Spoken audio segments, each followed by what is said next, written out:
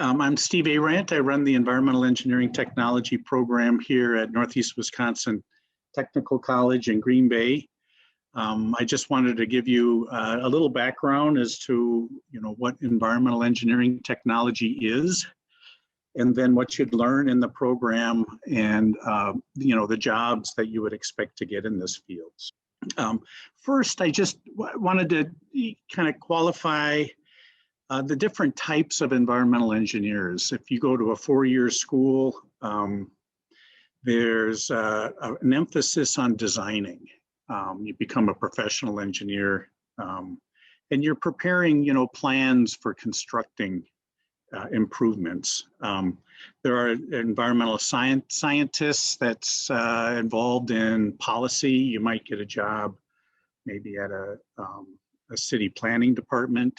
And then in environmental engineering technicians, you would operate facilities.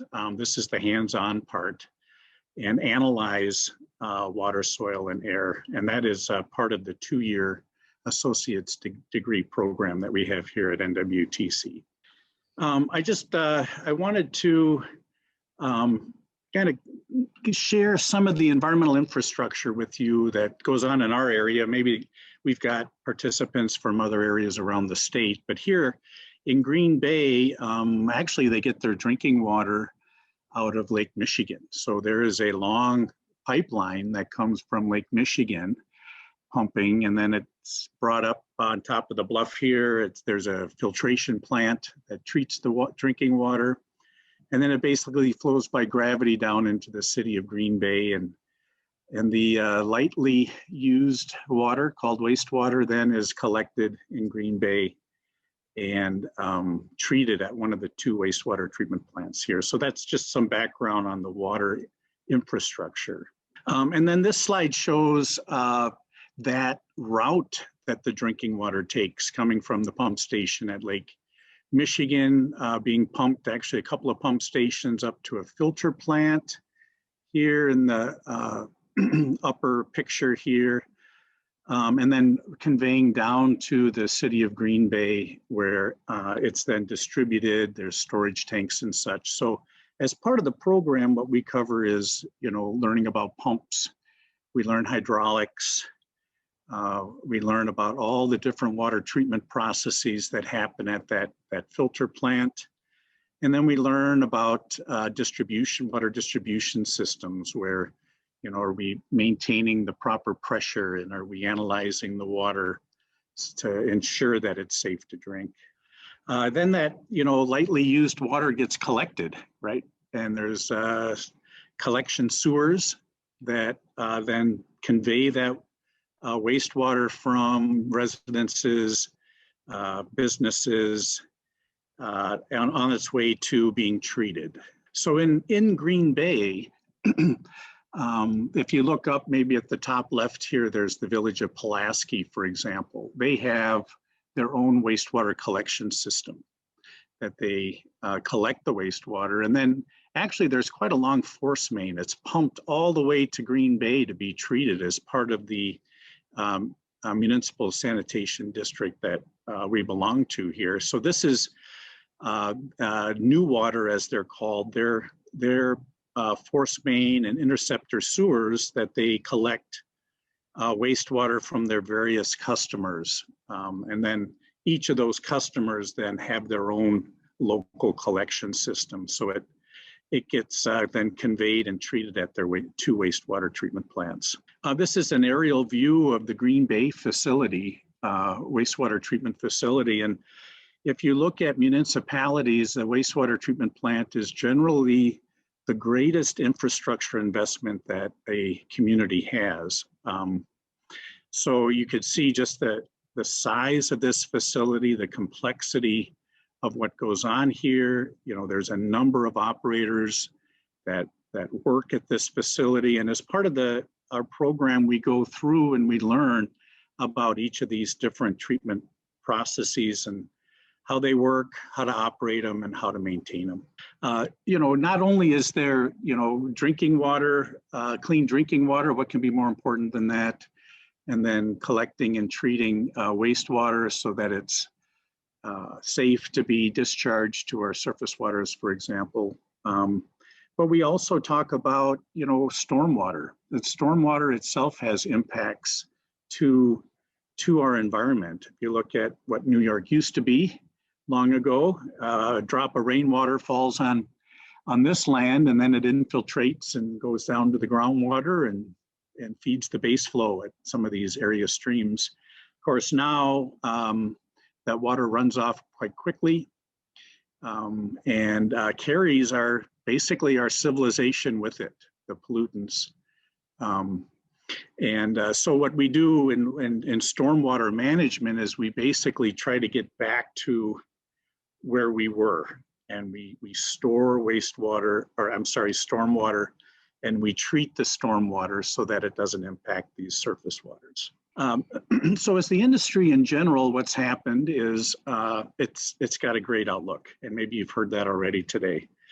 A lot of job opportunities currently, and what's really occurred is a lot of the key regulations occurred in the 70s and were implemented in the 1980s.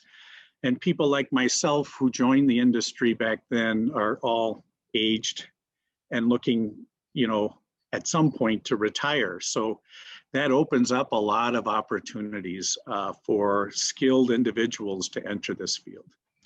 And just a little outline of what you'd learn. This again is a 2-year associate's degree. In the first year, we focus on getting your skills in chemistry and biology, very important. And we continue on. Hydraulics and hydrology are important. We do a number of hands-on chemical analysis. And then in the third and fourth semester, we really focus then on the wastewater treatment processes and operation, and the drinking water treatment and distribution processes and operation. And in addition to solid and hazardous waste and air pollution control. So that's what you'd expect to learn. And you could just kind of click through these, Allison, if you're operating. I just wanted to get a sense of, we have hands-on activities, and we're really trying to get those skills that you would use as an environmental technician in the field, taking samples or doing analysis in the lab. So you can, and I thought, I don't know how much time we have, but I just thought I'd take the video. I'm here in our lab just to kind of give you an idea of what to expect here, right? You see this? Okay, but here's our classroom, and we do a lot of chemical analysis here. We have Class A glassware. We do a lot of wet chemistry, a lot of hands-on stuff in addition to the field activities, and we have we do a fair amount of microscope work. Back here we have our testing and equipment for analyzing water. We're getting ready for a jar test this afternoon for drinking water. So the next, there's just our graduates. They're going now into a very good job market. Utilities are hiring, consultants are hiring, county soil and water conservation districts are hiring as well. And I wasn't able to update this slide, but you kind of get, these are kind of some starting salaries. So this is entry-level environmental engineering technicians. So we're kind of in the low mid 40s range as far as a starting salary. Good benefits typically. I have just a little background on what I've done. I've done some teaching gigs, but I took this program over about 3 years ago, and it's been a lot of fun. Great. So do you get the opportunity to actually work out at the Green Bay water treatment facility at all as part of the program? Oh yes, we do tours. They are a huge supporter of the program. So they're very involved. Actually, all the many of the samples that we run analysis on, I'll swing by there and get their samples. They're a big supporter.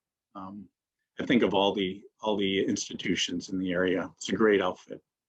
I had no idea that was so huge. Do you know how many gallons a day that they push through that facility? Yeah, so they're in about the 40 million gallons a day. Range. That's just one of two of their plants. They have one in De Pere, which is a bit smaller, about, I can't remember, 10 or 12 million gallons a day. Mhm. So yeah, it's I think they employ a little over 100 people in the district. Okay. Allison, do you have any questions? There's no questions in the chat. I guess my observation is, you know, when you want to find a job that is fulfilling and satisfying, and I think maybe to even look at this area in terms of the importance of water. Like, it just sounds like it would be easy, but it ain't, right? So it's like, if you want to make an impact in what you do every day, this certainly seems that would fulfill that. Yep. You know, what's more important than clean, safe water? Quite honestly, you can think of just not too many things that important.